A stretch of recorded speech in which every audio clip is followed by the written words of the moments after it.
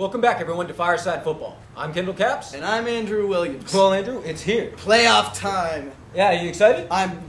Couldn't be more excited. Yeah. After last week's games, now we got 4 great games. We got teams ready to beat it out, heading for the Super Bowl. Yeah, it should be pretty interesting. There's a lot of really interesting matchups. How about we start with Baltimore going on the road to Kansas City, a team that they didn't look that good last week in the final regular season home game when they could have locked up the 3 seed.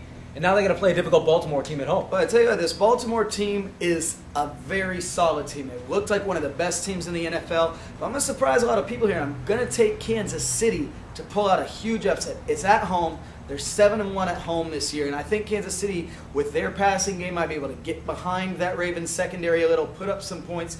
And I also think that Kansas City defense is underrated. They're going to play up to their abilities, create some turnovers from Joe Flacco, and pull out a surprising win at home. How about you? I like Kansas City to keep it close, but I don't see them scoring enough points. I think Baltimore is going to be able to put up 27 or more points this game. I think they're actually going to do a lot through the air and mix Ray Rice in with 8-9 catches out of the backfield and maybe get 150 all-purpose yards. I think he's going to have a really good game, and Kansas City's going to have a hard time keeping up because Baltimore's going to take away their running game. It's the one thing they're going to focus on. They're going to make sure they don't lose to Kansas City by Kansas City running the ball over them. When they take that away, all they have to do is keep Ed Reed over the top on Dwayne Bowe. There's no one else who can really make key catches, and I don't see it happening for them. Well, how about moving over to the NFC side, and we've got the Saints going against what I would assume is your Super Bowl pick, the Seattle Seahawks.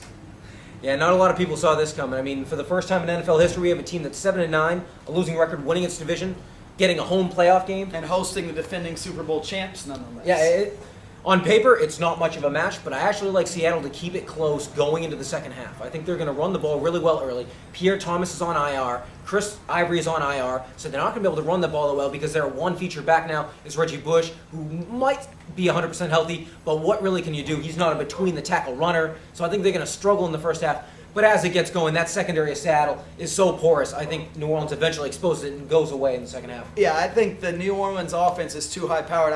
I like Seattle. I thought they actually did come out and surprised me last week with how well they played, how good Charlie Whitehurst looked. But New Orleans and the way Drew Brees plays, even when they played earlier this year, Drew Brees tore up the Seahawks. I think the Saints are going to go in and roll. I don't think it's going to be that close. I think this might be a game where at halftime the Saints are looking to just hold on to their lead for the rest of the game. Oh, well, how about we go back to the AFC? The New York Jets get their way. They actually earned their way in this year as opposed to last year when they got some luck and some help on the way in. But they rode that last year. They feel like they have a team good enough. Rex Ryan is making this personal against Peyton Manning and the Colts. I mean, it should be pretty intriguing. Well, I think Rex Ryan likes to make everything as personal as he can make it. And the thing with this game is that Indy is very good against Rex Ryan's defenses. All the way back to when he was the coach of Baltimore, Indy 5-1 against Rex Ryan. Peyton Manning 5-1, and their one loss being last year when they benched their starters in the third quarter of the finale or the Week 16 game against the Jets.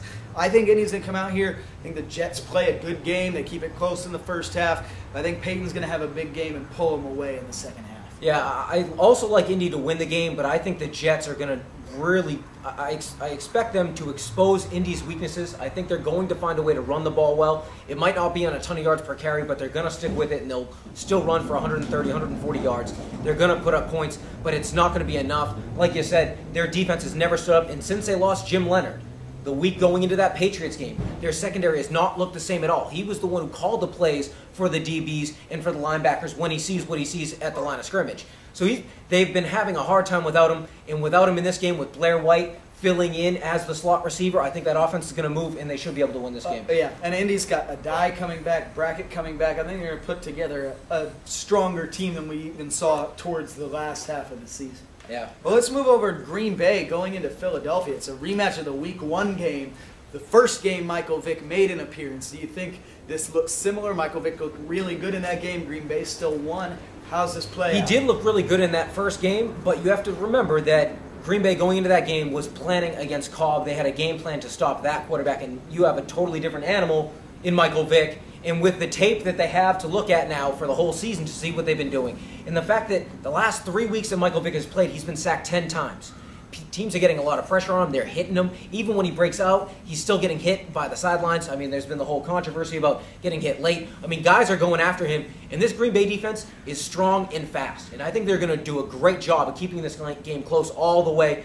but they're not going to pull it out. They can't run the ball at all. They're not going to run it at all in this game, and it's going to be too much for Aaron Rodgers in that passing game to overcome. Well, and I agree. I like the point you made when you say Green Bay didn't have the time to game plan for Michael Vick in that Week 1 performance, but also Michael Vick didn't have a chance to practice in that Week 1 performance and didn't have a chance to play as a starting quarterback. Now he's had a year being back. He's had one of the best years ever. I think Green Bay is going to struggle to contain that Philly offense and going to need to put up too many points. And this Philly defense, I think, can give up a lot through the air. But like you said, with no running game, are they going to be able to sustain the level of offense that Philly can put on them?